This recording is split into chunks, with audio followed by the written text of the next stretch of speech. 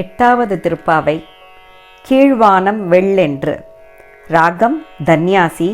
தாளம் கண்டச்சாப்பு. கீழ்வானம் வெள்ளென்று எருமை சிறு வீடு. கீழ்வானம் வெள்ளென்று எருமை சிறு வீடு. மேய்வான் பரந்தன காண் மிக்குள்ள பிள்ளைகளும். மேய்வான் பரந்தன காண் மிக்குள்ள பிள்ளைகளும். போவார் போகின்றாரை போகாமல் காத்து உன்னை. போவான் போகின்றாரை போகாமல் காத்து உன்னை. கூவுவான் வந்து நின்றோம் கூவுவான் வந்து நின்றோம் போது கலமுடைய.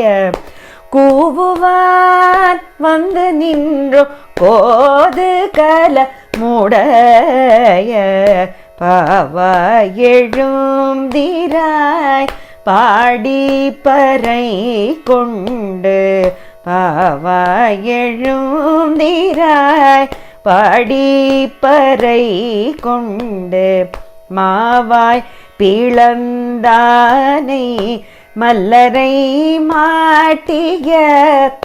மாவாய் பிளந்தானை மல்லரை மாட்டிய.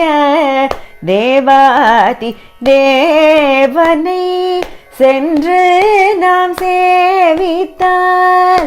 தேவாதி தேவனை சென்று நாம் சேவித்தால். ஆவாவின்றாராய்ந்து ஆவாவின்றாராய்ந்து அருளேலோரெம்பாவாய். ஆவாவின்றாராய்ந்து அருளேலோரெம்பாவாய். கீழ்வானம் வெள்ளென்று.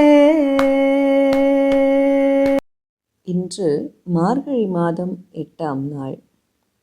கீழ்வானம் வெள்ளென்று என்ற பாசுரம்.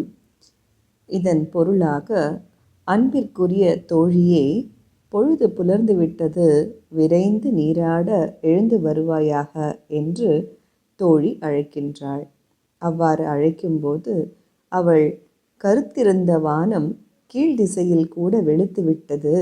மந்தத்தன்மையுடைய எருமைகளும் தம் மேய்ச்சலுக்காக மேய்ச்சல் நிலங்களை நோக்கி சென்று விட்டன.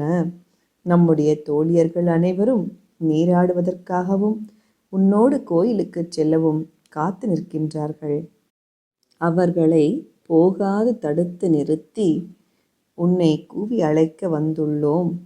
அவர்களது கால் கடுக்க வைக்காமல் விரைந்து எழுந்து வருவாயாக என்று அழைக்கின்றார்கள் பிற தோழிமார்கள்.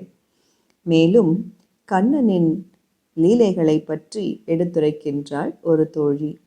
கேசி என்னும் அரக்கன் குதிரை வடிவில் வந்தபோது அவன் வாயை பிளந்து கொன்றவனும், கம்சன் ஏவிய பல அசுரர்களையும் வென்றவனும், தேவர்களுக்கெல்லாம் தேவனாக விளங்குபவனுமான கண்ணனை பாடி வணங்கினால் அவன் ஆஹா என்று அலறிக்கொண்டு அருள் பாலிப்பான் என்றும் எடுத்துரைக்கின்றாள்.